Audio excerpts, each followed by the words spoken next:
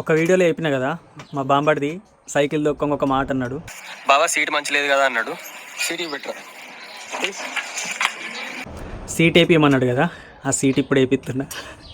ఆయనకి తెలియదు, సర్ప్రైజ్ అన్నమాట.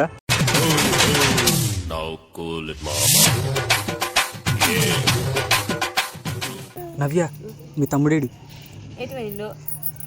ఇంతకుముందు బంగ్లా ఎక్కిన కానీ బయటకైనట్టు అయింది. ఇంతకుముందు అదే బంగ్లా ఎక్కిన లేడు లేడు మరి ఎటు తిరిగి వేయండేమో. ఆయనకి ఒక సర్ప్రైజ్ తెచ్చిన. ఏం సర్ప్రైజ్? ఒకసారి సైకిల్ చూడు.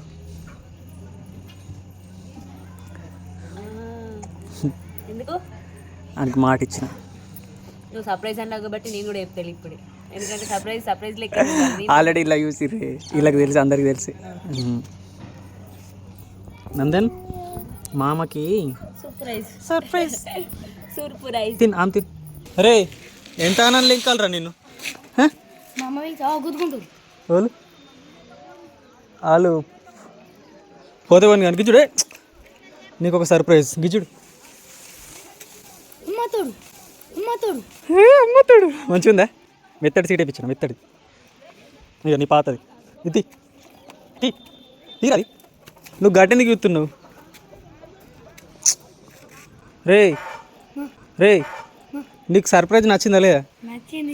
ఆడు గొడవ జరుగుతుంది, గొడవ అని చూస్తుండు. అట్లా పట్టించుకోవద్దు, వేరే వాళ్ళ గొడవలు వేరే వాళ్ళు. సరేనా? నీకైతే నచ్చిందిగా అన్నమాట నిరూపించిన. ఈ వీడియోలో మా బాంబడి దగ్గరికైనా కదా, అక్కడ ఒక గొడవ జరిగింది. అది పోతే పోనన్నా కదా. ఎందుకన్నా అంటే ఆల్రెడీ గొడవలకు పోయి ఆ మధ్యలోకి పోయి ఆపట్టినందుకే మా మీద పడ్డది. అటువంటి సిచ్యువేషన్లు ఉన్నాయి కాబట్టి ఆ గొడవల మధ్యలోకి పోవద్దు, పేరు తెప్పించుకోవద్దు అట్లా. అందుకని చెప్పేసి ఎక్కడ గొడవ జరిగినా ఇసిపెట్టేయాలి. వాళ్ళే కాంప్రమైజ్ అవుతారు. ఒకవేళ మనం పోతే ఇంకెక్కువ అవుతుంది గొడవ. అందుకని చెప్పేసి పోతే పోనన్నా. మా బాంబడిని చూసిరుగా, ఆడైతే నిజంగా హ్యాపీగా ఫీల్ అయిపోయాడు. నాకు కూడా హ్యాపీగానే ఉంది, ఎందుకంటే వాని కోరిక తీర్చిన కదా.